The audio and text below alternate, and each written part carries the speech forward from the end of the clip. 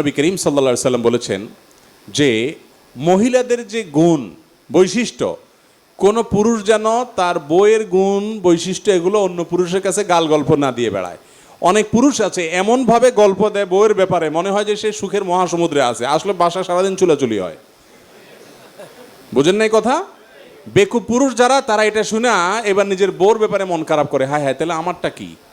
এর বউ বলে এত তরকারি রাঁধতে পারে, এত আইটেমে ফিটা বানাতে পারে, হান করতে পারে, তান করতে পারে, আমারটা আর কি জানে। খবরদার, এগুলো সব ইবলিস করে থাকে।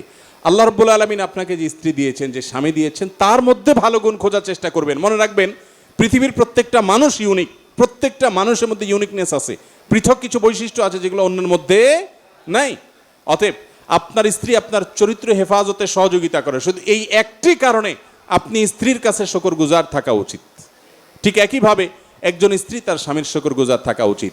যারা এই একে অন্যের বিরুদ্ধে ক্ষিপ্ত করে দেয়, উস্কে দেয়, এগুলোকে কানে নেওয়া উচিত না।